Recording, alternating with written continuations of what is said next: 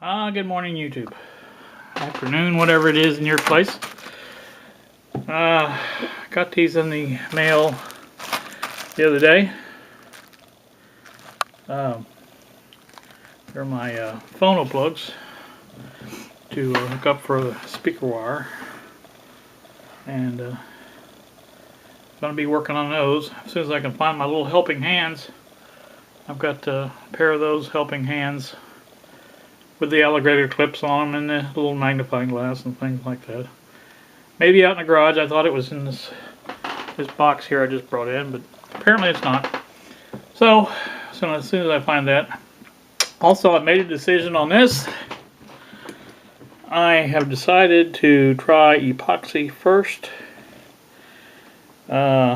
Basically, I'll run a bead down this way or over the top, get a good seal there, and then do basically the same thing on the back side there to make sure that stays down. When it connects, it connects really. When it connects really good. It's good and solid. The connection is the electrical part of it is good. So it's just a matter of getting to stay there. I had considered soldering, especially when these arrived. I thought, well, I'll just do it all at one time. But it's just, it's a lot of work, and it's really going to look crappy after it's soldered, because I was going to bend the pins, the forward pins that way, and bend the backward pins this way.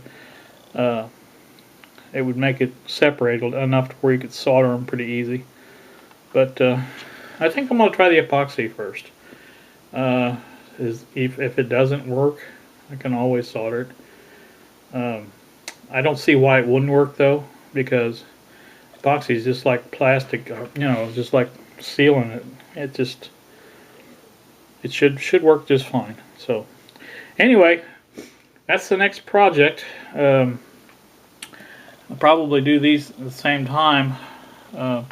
Basically, I want to take these wires and put ends on them, and I'll take the and make up some lead wires with plugs in it to plug in for different things. So that'll be easy to plug in the amplifier. Also, I've been thinking about an audio source. Audio source is like a. I thought about using my phone, but it's and have to have a connector there and stuff like that. But it's just, I've got the ability to play music on the phone, and that would certainly be an audio source. But I think a dedicated source would be better. Maybe a little tuner about the same size as that.